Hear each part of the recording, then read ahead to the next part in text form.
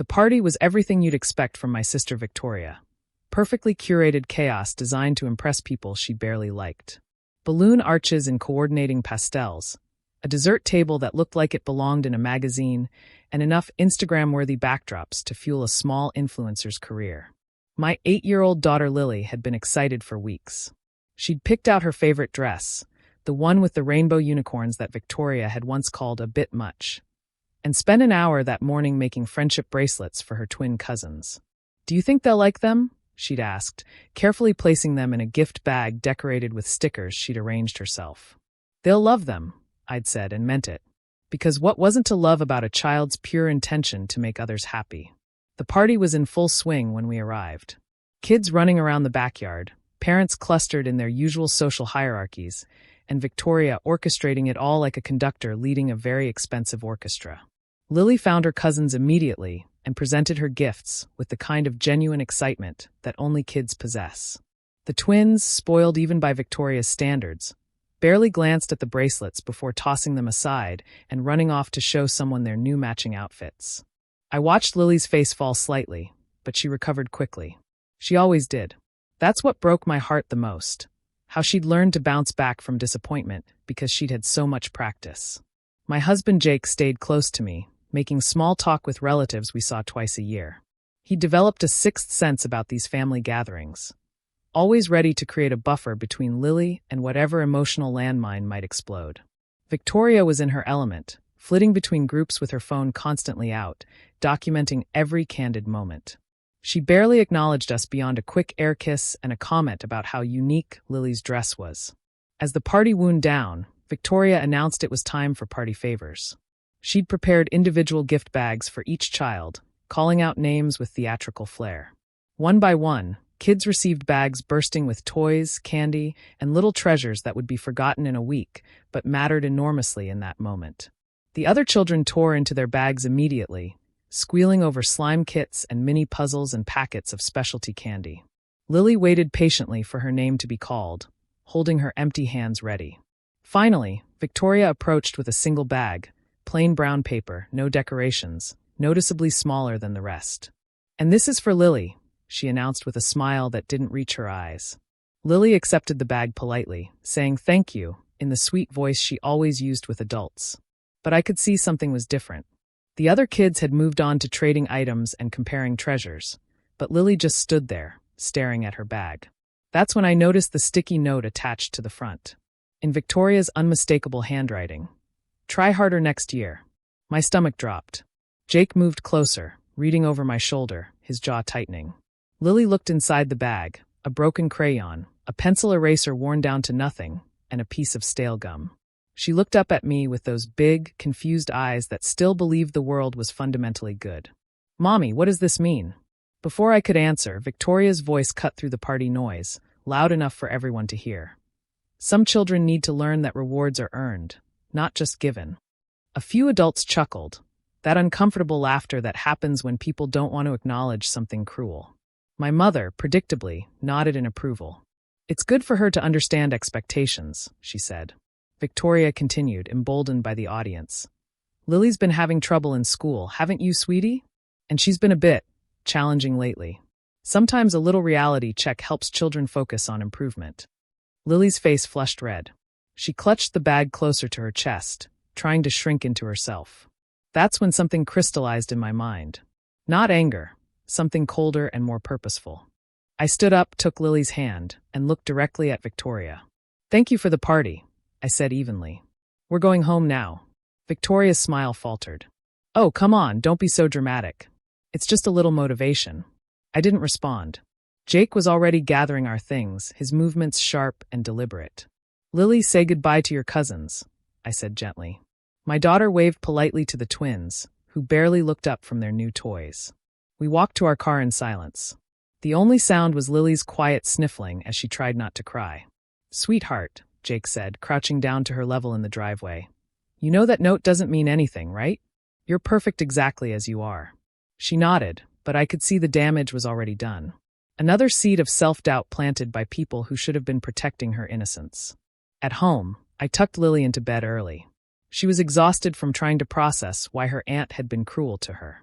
Mommy, was Aunt Victoria right? Do I need to try harder? I sat on the edge of her bed, choosing my words carefully. Baby, you try so hard at everything you do. Your kindness, your creativity, your big heart. Those are the most important things. Never let anyone tell you those aren't enough. After she fell asleep, I sat in the kitchen with Jake, both of us processing what had happened. That wasn't just mean, he said. That was calculated. She planned that humiliation. He was right. Victoria hadn't grabbed a random bag and forgotten to fill it properly. She deliberately created that cruel gift for my 8-year-old daughter. That's when I made a decision. I opened my laptop and began documenting everything.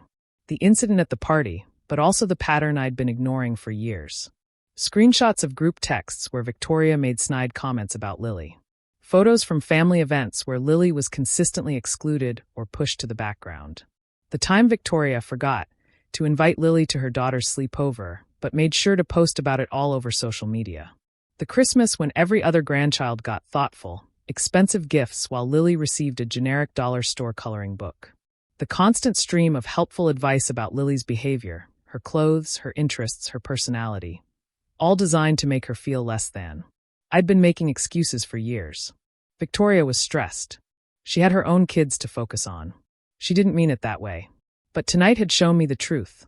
Victoria enjoyed making my daughter feel small. By 2 a.m., I had compiled everything into a detailed document. Text messages, photos, voice recordings from family gatherings where Victoria's comments were clearly audible in the background. Then I started making phone calls. First, to the private school where Victoria's twins attended. The same school where she served on the parent committee and frequently boasted about her volunteer work. I sent them the compilation with a simple note. I thought you should know the character of one of your committee members. Next, I contacted her employer. Victoria worked at a pediatric dental practice, where she managed their social media and patient relations. I sent them screenshots of her posts mocking children's behavior and appearances, posts that clearly violated their professional standards. Then I reached out to every family member individually. Aunts, uncles, cousins, grandparents. I sent them all the same message. I wanted you to see the pattern of behavior toward Lily that led to today's incident. By morning, my phone was buzzing constantly. The first call was from my mother, predictably defending Victoria. You're overreacting. It was just a party favor. It was deliberate cruelty toward a child, I replied. And I have years of documentation showing it's not an isolated incident. She's family, honey. You can't just. I hung up. The second call was from Victoria herself, her voice shrill with panic. What did you do? The school called me. My boss wants to meet with me Monday. You're trying to ruin my life. I'm protecting my daughter's life, I said simply. Over a stupid sticky note? You've lost your mind. The sticky note was just the final straw. This is about 8 years of you systematically tearing down a child's self-worth. She hung up on me. Over the next few days, the fallout was swift and thorough. The school removed Victoria from the parent committee after other parents came forward with their own stories of her cruel comments about children. Her employer put her on administrative leave pending review of several complaints about her interactions with young patients. Most importantly, family members started responding to my documentation. My cousin Sarah called to apologize. She'd witnessed several incidents over the years, but hadn't spoken up. My Uncle Tom sent a long text saying he was disgusted and wouldn't be attending any more events where Victoria was present. The real vindication came from an unexpected source, Victoria's own mother-in-law, who reached out to thank me. I've been watching her treat that sweet little girl poorly for years, she wrote. Someone needed to say something. Thank you for protecting Lily. 3 days after the party, Victoria showed up at my house unannounced. I watched through the window as she approached the door, her face red with rage. When she rang the bell, I opened the door but didn't invite her in. You destroyed my reputation, she screamed, loud enough that my neighbor's dog started barking. Over nothing. Over a children's party game. It wasn't a game, I said calmly. It was bullying, and I documented years of it. She's just a sensitive child. I was trying to help her develop some resilience. By humiliating her in front of her cousins? By consistently excluding her from family activities? By mocking an 8-year-old's appearance and personality? Victoria's face grew redder. You can't do this to family. We're blood. Blood doesn't give you the right to damage a child's spirit, I replied. And if you continue this behavior, I'll file a formal harassment complaint. That's when she lost it completely. She screamed so loud that Mrs. Peterson next door came outside in her bathrobe, thinking someone was hurt. The sound was primal, unhinged. The sound of someone whose carefully constructed image had finally cracked. "You'll regret this," she shrieked as I calmly closed the door. "She'll grow up knowing her mother destroyed the family." Through the window, I watched Mrs. Peterson approach Victoria with concern, then quickly back away when she realized the situation. Victoria stomped to her car, still screaming threats and accusations. 20 minutes later, Mrs. Peterson knocked on my door. "Honey, I called the police," she said quietly. "That woman seemed unstable. They're going to drive by a few times tonight." I thanked her and went inside to check on Lily, who had been reading in her room during the confrontation. "Was that Aunt Victoria?" she asked. "Yes, sweetheart." She was upset. Lily considered this for a moment. "Because she was mean at the party?" "Yes. Because there are consequences when adults choose to be cruel to children." She nodded solemnly. "Good." That night, I helped Lily make new friendship bracelets.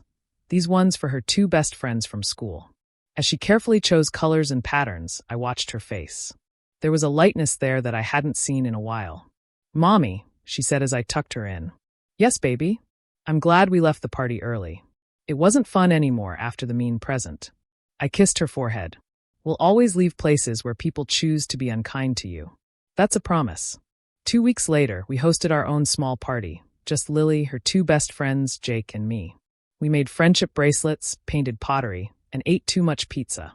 The gift bags were simple brown paper decorated with stickers, filled with art supplies and books. No sticky notes. No conditions. No tests to pass. Just love freely given. Victoria never apologized. She sent one final text. "I hope you're proud of yourself. You chose an oversensitive child over family." I didn't respond, but I was proud. Proud that I'd finally stopped making excuses for cruelty. Proud that I'd taught my daughter that her worth isn't conditional. Proud that I'd broken a cycle that might have continued for another generation. My extended family slowly reorganized around the new reality. Some relatives chose Victoria's side, muttering about overreactions and family loyalty. Others quietly reached out to express support, sharing their own stories of witnessing her behavior toward Lily. We stopped attending large family gatherings, but we started hosting smaller ones. Lily thrived in environments where she didn't have to worry about hidden tests or cruel surprises. 6 months later, Lily came home from school excited to show me a certificate, Student of the Month for kindness. "My teacher said I always help kids who are sad or left out," she beamed. I hugged her tight, thinking about that sticky note that had started everything. "Try harder next year." She had tried harder. Not to earn cruel relatives' approval, but to spread the kindness she wished she'd received. And that was worth more than any gift bag could ever contain.